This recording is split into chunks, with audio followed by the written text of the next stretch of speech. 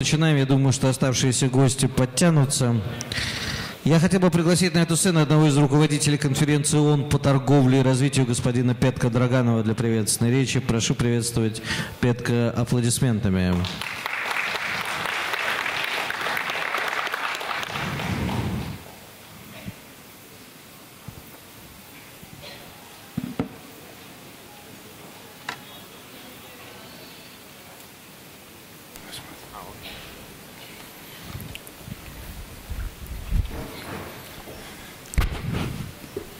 Господин Драганов, видимо, будет с презентацией, либо просто боится оставлять компьютер на месте.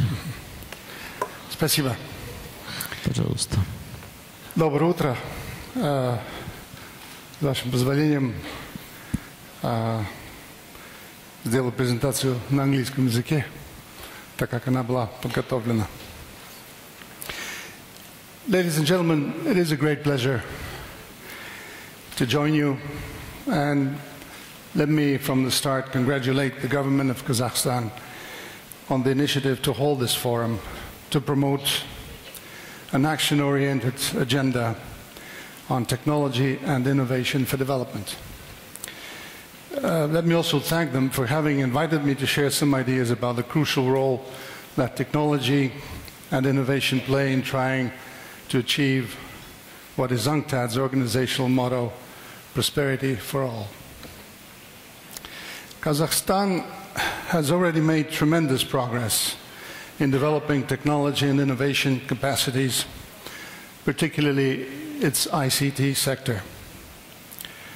According to UNCTAD's latest information economy report, Kazakhstan is among the top 20 economies in terms of the growth rates of internet and cellular phone users per 100 inhabitants. And in the last 5 years, the country has seen a quadrupling of the rate of mobile phone subscribers and an almost tenfold rise in the proportion of internet users. The reduction in the price of mobile data usage is a big step toward ensuring a wider access for the Kazakh population. In Kazakhstan, our experts noted the widening utilization of ICTs by enterprises of different sizes, and the fact that an increasing proportion of the total workforce is involved in the ICT sector. We believe that in the years to come, Kazakhstan, owing to the high level of education and the innovative spirit of its people, will continue making progress in ICT implementation as an important factor of its integration to the global economy. And maybe as an example, yesterday when I arrived here at the airport, I had some time while I was waiting for my luggage to arrive, so I took out my laptop, and lo and behold, I had instant access to internet through Wi-Fi. And all it said was "Welcome to Astana." It really made me feel welcome because, as most of you would know, this is far from being the case in most international airports around the world. You need to pay or send a request through an SMS or register and so on. So that's the way to go. I've been invited to speak today about how to unlock the power of technology and innovation for development. And this is a most timely topic to discuss at a time when many countries are still suffering the consequences of the financial and economic crisis that started 4 years ago. It is important to remember that the innovative application of knowledge to economic activity has always been a powerful driver of long-term sustainable growth and income, employment, and social well-being. The challenge in front of us is to ensure that many more economies around the world can acquire the capacity to harness technological knowledge to become more productive, more sustainable, and more equitably prosperous. For most countries, embarking on such a process involves investing in building technological and innovation capabilities. For developing countries, which tend to operate well inside the technological frontier, the challenge is more about accessing and adapting existing technologies to their immediate economic problems.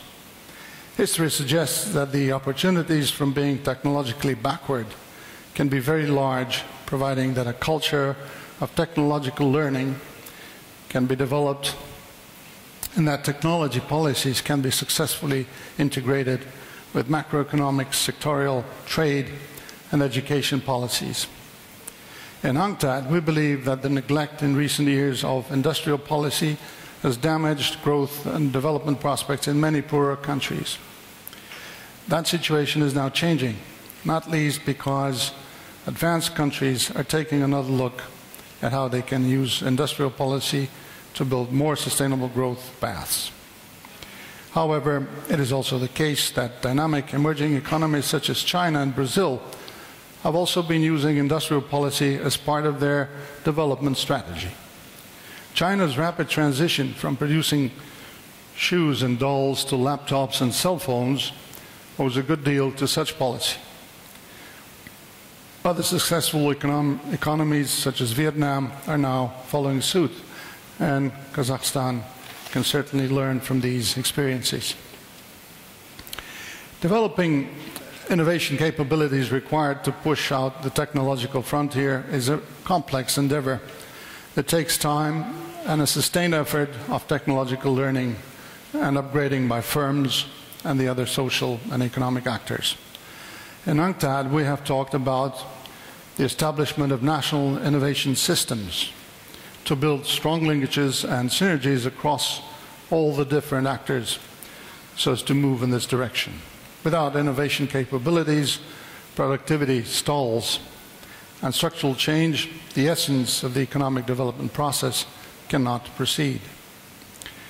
Particularly in middle-income countries such as Kazakhstan, innovation capabilities will be fundamental to raising living standards through the creation of sustainable livelihoods in more dynamic sectors. To give it just one example, Brazil's position as one of the leading producers of biofuel is the outcome of dedicated financial support, research, and training over several decades. Similarly, China's successful entry into the wind turbine market has involved extensive industrial policy measures. It should be recognized, of course, that at some level the difference between adaptation and innovation is indistinct.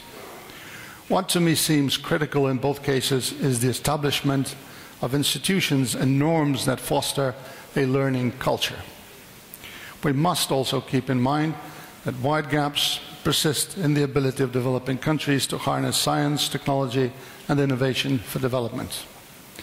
Some of the most critical gaps relate to development of skills and capabilities to use existing technologies, access newer technologies, and adapt them to local contexts. Mobilizing investment, both foreign and domestic, also remains a challenge in many parts of the world.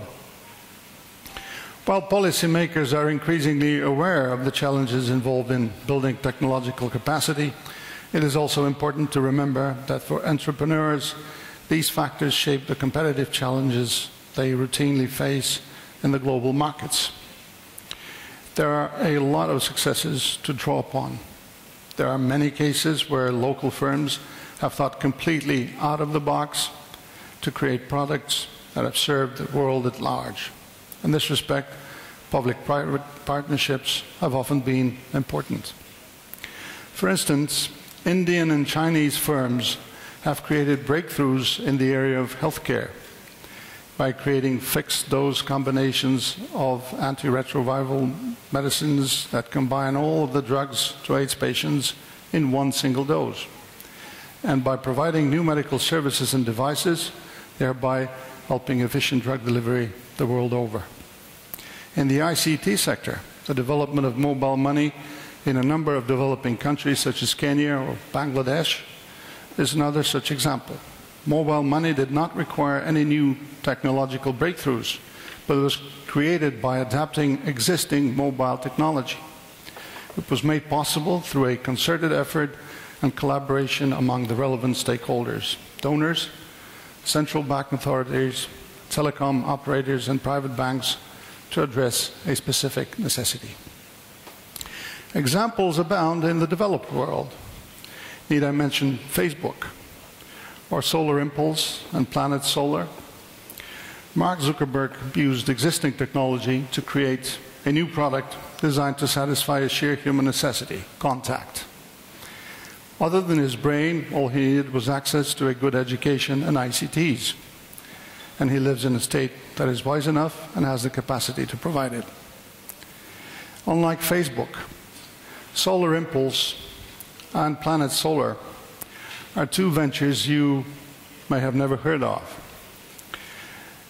But Bertrand Piccard and André Boschberg of Solar Impulse used existing technology and materials they bought on the market to design a plane propelled exclusively by solar energy, which they plan to take around the world. Sounds like science fiction? Think twice. André took it for a 25-hour, non-stop, day and night trial flight 2 years ago, and then from Lausanne to Geneva, and then to Brussels. I was there to meet them at the airport. Raphaël Domjean of Planet Solar did the same with the boats. And earlier this month, he completed the circumnavigation of the world using energy from the sun and nothing else. UNCTAD's Technology and Innovation Report recently highlighted how renewable energy technologies can tackle the dual challenge of energy poverty and climate change, thereby providing sustainable industrial development pathways to countries across the world. Innovation and technology viewed thus are not only a fundamental driver of economic growth, they also hold the key to resolving some of the major challenges facing humanity today. Whether we think of climate change, food security, or access to water, innovation and technology are at the core of our efforts to overcome such challenges. Innovation and technology play a pivotal role in achieving the Millennium Development Goals, as they can facilitate access to health or education services and contribute to finding locally adapted solutions to problems linked to the access of energy, agricultural development, or access to information. But for each success story of innovation, there are numerous unsung heroes innovating and promoting small changes that improve the lives of rural people and communities in the developing world on a daily basis. Many of these are able to grow and expand technologically and economically, becoming competitive suppliers of new products and services, and many others fail due to the lack of supportive policy environments. Seizing existing opportunities requires that policymakers act in partnership with the private sector and